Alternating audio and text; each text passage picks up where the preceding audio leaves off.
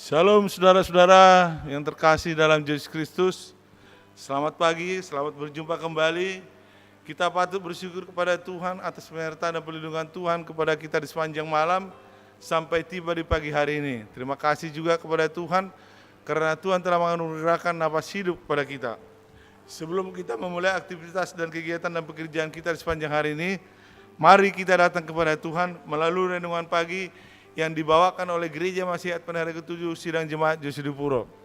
Judul pada saat ini adalah keajaiban perubahan hati. Tetapi sebelumnya mari kita mengundang Roh Kudus hadir di tengah-tengah kita. Mari kita berdoa. Bapa di surga, kami patut bersyukur dan berterima kasih atas penyertaan perlindungan Tuhan pada keluarga kami di sepanjang malam sampai tiba di pagi hari ini. Dan pada saat ini Tuhan, kami akan mendengarkan sebagian dari firman yang besar itu melalui renungan pagi yang diselenggarakan oleh Gereja Masihat Penari ke-7 Sidang Jemaat Josedipuro yang ada di kota Surakarta ini. Berkati acara ini Bapa, jamah hati dan pikiran kami, jamah lidah hamba-Mu yang menyampaikan firman ini agar sesuai dengan kehendak-Mu dan nama Tuhan dapat dipermuliakan di tengah-tengah jemaat-Mu ini Bapa. Mohon ampun segala dosa pelanggaran kami, di dalam nama Yesus kami berdoa dan mengucap syukur. Keajaiban perubahan hati. Ayat intinya saya ambil daripada Yosua 1 ayat 9. Bukankah telah kuperintahkan kepadamu, kuatkan dan teguhkanlah hatimu. Janganlah kecut dan tawar hati, sebab Tuhan Allahmu menyertai engkau kemanapun engkau pergi. Kita tahu plastik adalah satu bahan yang paling terbaguna di dunia. Plastik dapat dibuat sekeras batu, sekuat baja, setransparan kaca, dan seelastis karet. Plastik juga ringan, tahan air, tahan bahan kimia dan bakteri, dan dapat diproduksi dalam warna pelangi. Pada malam hari banyak dari kita tidur di kasur dan di bawah selimut yang terbuat dari bahan plastik. Di pagi hari kita turun dari tempat tidur ke karpet, polister, dan nilon. Plastik digunakan pada komputer, peralatan masak, mainan, gedung tempat kita bekerja, dan mobil yang kita kendarai. Rata-rata kendaraan mengandung lebih dari 300 pon plastik, kira-kira 8% dari berat keseluruhan kendaraan.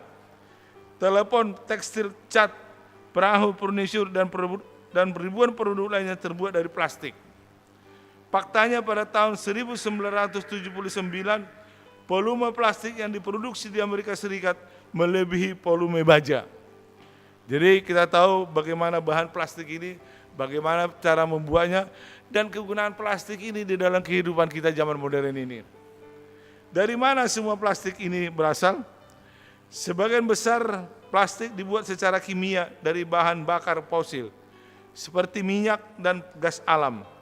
Dan dari mana semua gas dan minyak itu berasal? Cadangan bahan bakar fosil bumi kita yang besar terbentuk dari bahan organik yang hidup sebelum air bah. Saat hutan besar dunia pada zaman dahulu, yang subur dengan pohon dan penuh dengan kehidupan hewan, termasuk dinosaurus, hancur oleh banjir angin dan arus mendorong semua ini menjadi sebuah tumpukan besar. Endapan ini terkubur di bawah lapisan lumpur dan danau yang dalam, yang berangsur-angsur mengeras menjadi batu. Setelah selama 4.000 tahun diterpa panas dan tekanan, kantong kompos yang sangat besar ini dipadatkan dan diubah menjadi ladang besar batu bara, minyak, dan gas alam. Mobil yang kita kendarai tidak menggunakan tenaga kuda, melainkan tenaga dino. Dan komputer kita terbuat dari pakis kuno. Sungguh menakjubkan untuk melihat bahwa begitu banyak produksi plastik modern kita terbuat dari tumbuhan dan hewan purba. Saudara-saudara yang terkasih dalam Tuhan, apa implikasi cerita ini di dalam kerohanian kita? Tuhan adalah ahli dalam mengubah materi. Dia mengubah air menjadi anggur dan tongkat menjadi ular.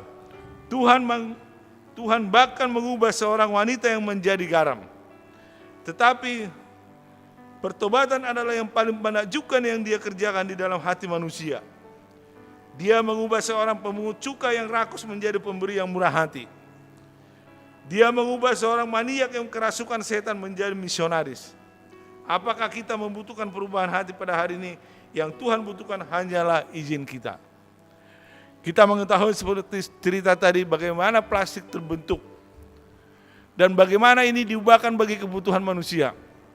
Tetapi satu mujizat yang Tuhan lakukan bagi kita adalah mengubah hati kita yang keras, sekeras batu menjadi selembut, menjadi seorang yang lembut hati. Tuhan mengubah perilaku kita. Dan yang terutama, Tuhan akan mengubah seorang wanita menjadi garam. Tetapi pertobatan adalah yang paling menakjubkan yang dia kerjakan di dalam hati manusia. Dia mengubah seorang pemungut cukai yang rakus menjadi pemberi yang murah hati. Beberapa ayat di sini dikatakan apa? Di dalam Yeskiel 36 ayat 26 dikatakan apa? Kamu akan kuberikan hati yang baru dan roh yang baru di dalam batinmu, dan aku akan mengejauhkan dari tubuhmu hati yang keras, dan kuberikan kepadamu hati yang taat. Sebagaimana juga dikatakan dalam Roma ayat 28, kita tahu sekarang bahwa Allah turut bekerja dalam segala sesuatu untuk mendatangkan kebaikan bagi mereka yang mengasihi Dia, yang bagi mereka yang terpanggil sesuai dengan kehendak, sesuai dengan rencana Allah. Amsal 4:23 dikatakan apa? Jagalah hatimu dengan segala kewaspadaan, karena dari situlah terpancar kehidupan. Jadi saudara-saudara yang terkasih dalam Tuhan, kita harus menyerahkan hidup kita kepada Tuhan. Kita menyerahkan hati kita kepada Tuhan, agar Tuhan mengubah hati kita. Karena Tuhanlah satu-satunya yang dapat mengubah hati kita, mengubah karakter kita, agar kita lebih sungguh-sungguh berdekat kepada Tuhan. Karena Tuhan memberkati kita. Amin.